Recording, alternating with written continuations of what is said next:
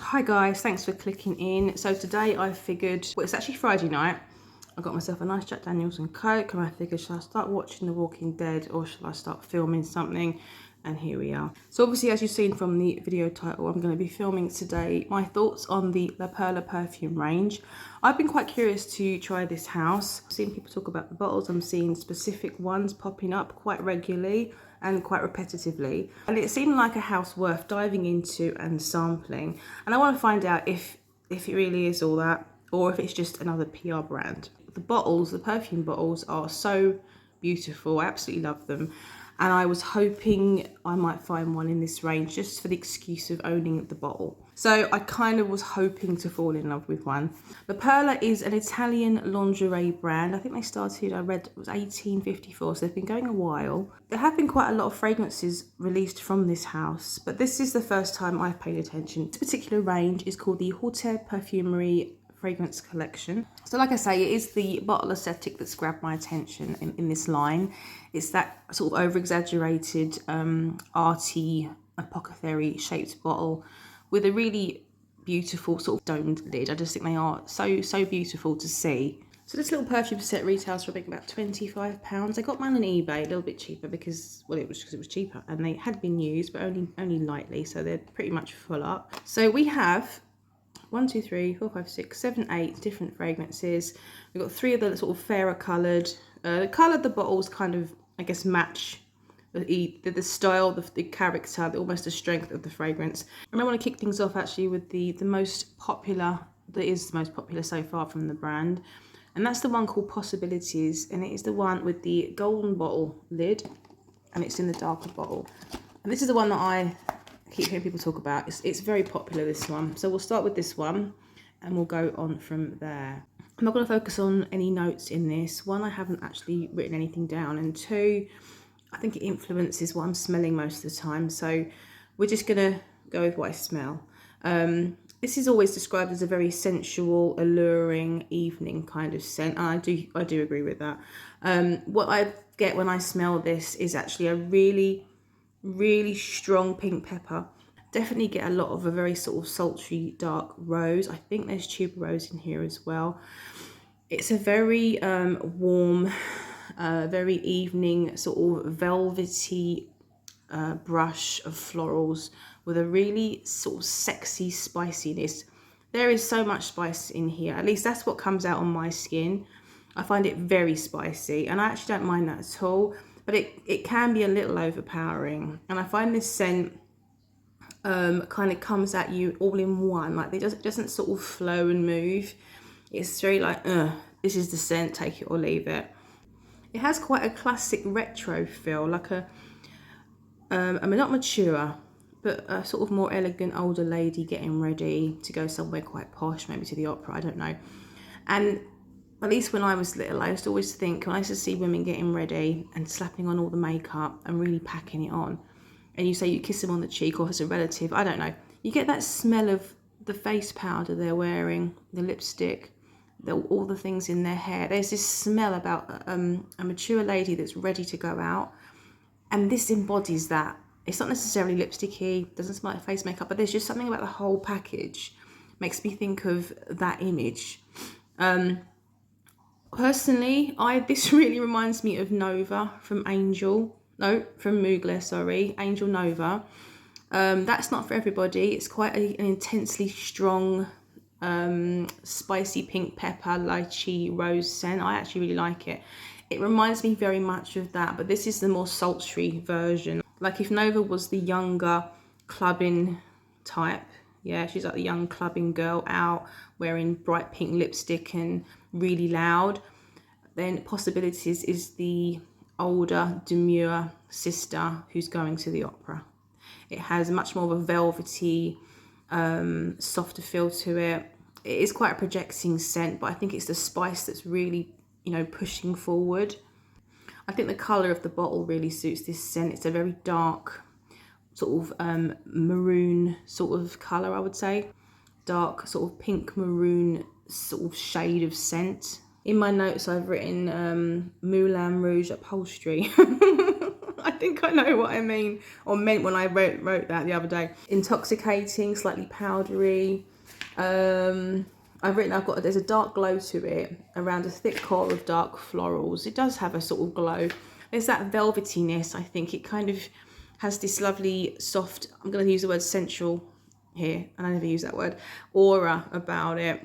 Very evening appropriate. I think you gotta like a bit of tuberose. I don't personally like tuberose that much, but you kind of like those rich florals. Is this one for me? I'm gonna say no. I like it. I'd probably compliment somebody that wore it, but I don't think it suits my personality. This is very ladylike in a very confident way. It's just not for me. It just doesn't suit me at all, but I do think it's lovely. So that is possibilities. I'm going to carry on talking about the dark brown bottles first, and then work my way backwards. So the next one is Give Me Roses. This is one with the green lid. So a rose fragrance. I've gotten incredibly fussy with rose fragrances. I love rose, absolutely love it. So maybe I'm allowed to be a bit fussy. I think I've been spoilt with some really beautiful rose fragrances so far. There's a certain rose I find in so many fragrances now that I really don't like. Whether it's a specific species of rose, whether it is a synthetic, I don't actually know, but it's very medicinal. It's often the rose you find in rose ouds and other sort of, I don't want to say cheap because it sounds like I'm being a snob, but it's what I do find in some of the cheaper fragrances. It's got a very slight green touch to it. It's got a bit of a woodiness to it. I just don't think the rose is pretty or beautiful enough to just be a rose scent. I don't find it, well, at least personally anyway.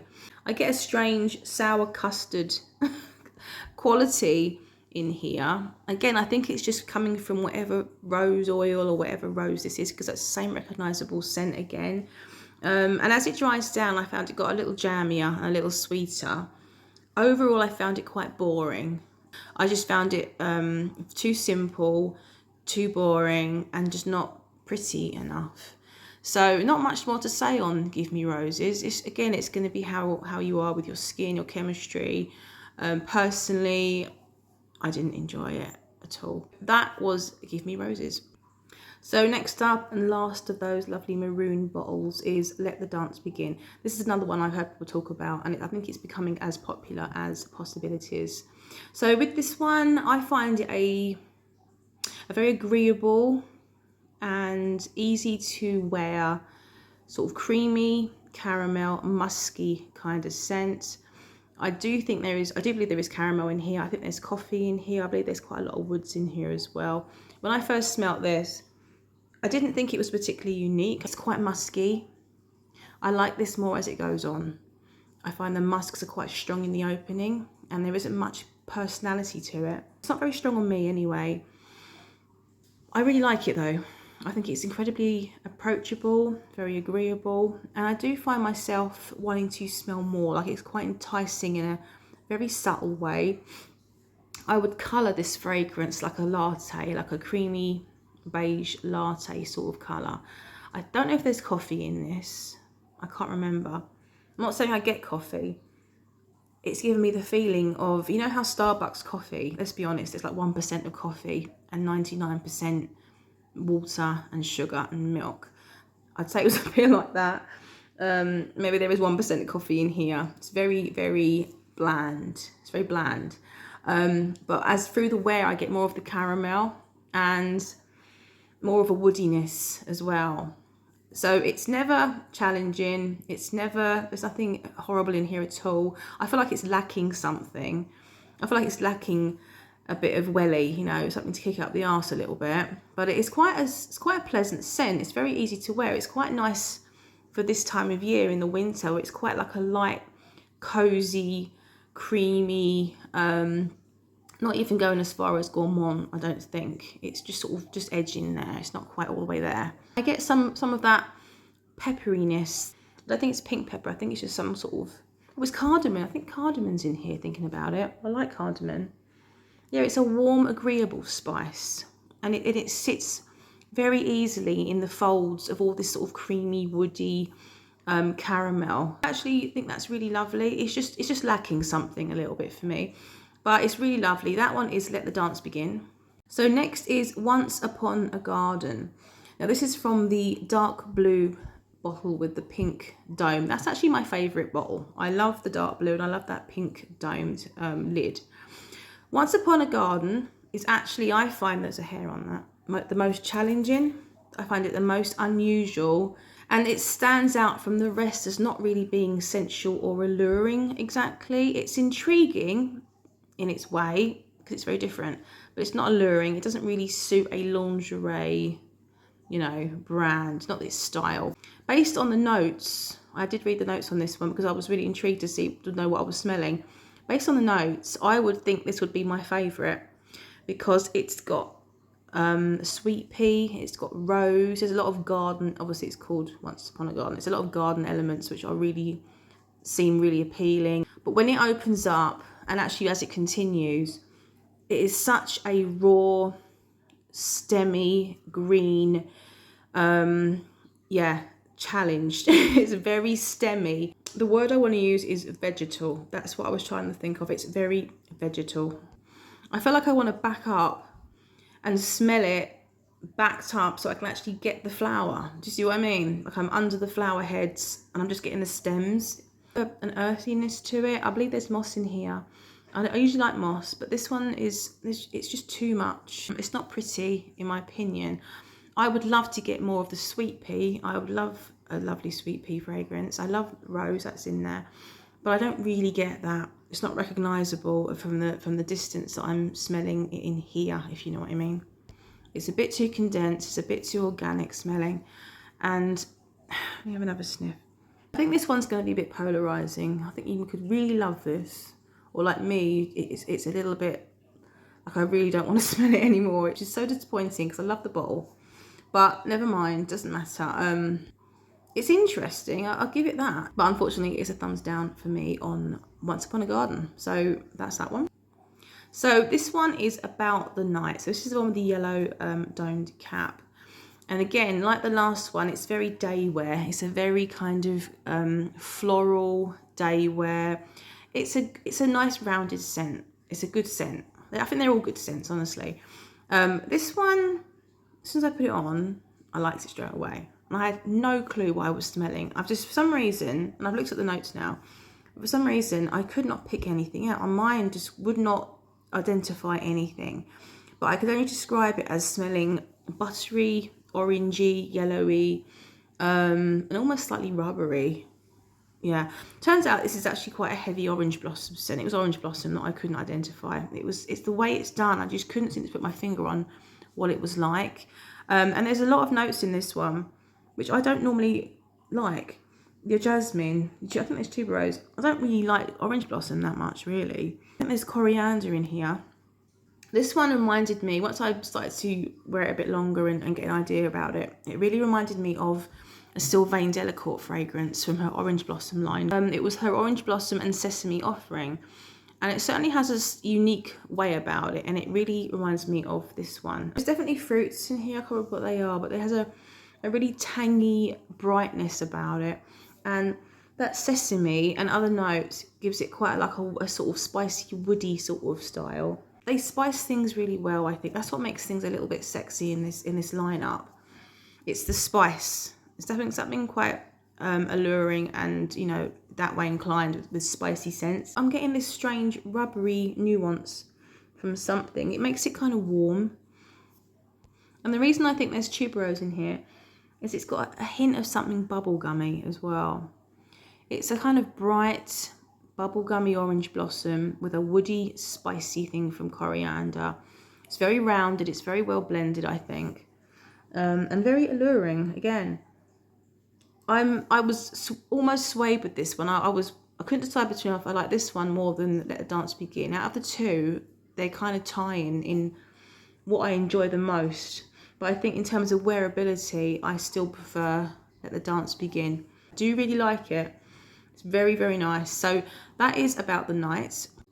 So moving on, we have one called My Day. This is the first of the two pastel green bottles. And the pastel green bottles are the sort of cleaner, it's the clean scents, the fresh day wear clean scents, I would say. My Day is all about the iris. If you like iris, This is worth checking out. And actually, I don't normally I like some iris, not all iris. This is an iris I do really like. It's fresh and sparkling and so clean. There's something giving it such a beautiful, zesty freshness. Even something limey. I think it is bergamot. And it just takes it into this tonic direction. It's so refreshing. And it reminds me of two other fragrances. One I have and I love, and one I used to have. The one I used to have was from the Victor and Rolf Magic series or lineup, and it was called Liquid Diamonds, and that was like a laundry, like a really fresh crystal laundry sort of smell. That was way more musky. I didn't end up keeping that one. This is a bit like that. It's so refreshing. I love it. And then it also reminds me of Dior Amour from Dior. Now I do have Dior Amour, and I love that one. It's more green than this, but it's a really fizzy jasmine, iris, and a powdery fragrance. And it's beautiful. This is kind of going in the same direction. Not quite as, I would say, elegant, perhaps, as Dior Amour. Not as green. This one's more crystal. It's like it's a real crystal coloured scent. Sparkling. Really pretty. Really refreshing. Really nice. It's nicely done. It's not the best longevity on this one. As they get lighter in the bottles, the actual longevity seems to be shorter. This is my third favourite. And I would be tempted by this one if I didn't already have Dior Amour, because it's a beautiful scent for the summer. Really, really lovely. So that is my day, and I think that's the one in with the purple lid. So this next one is Villa Sorrento. And straight away, I'm thinking of those beautiful white villas in Sorrento. Those gorgeous, that whole beautiful blue sea image with all those white buildings. So I'm thinking straight away, it's going to be a lovely, fresh, vibrant, maybe fruity, aromatic sea sort of scent. It's got the same kind of vibes as the Tom Ford Aqua range. It's got that going on. But it's really beautiful.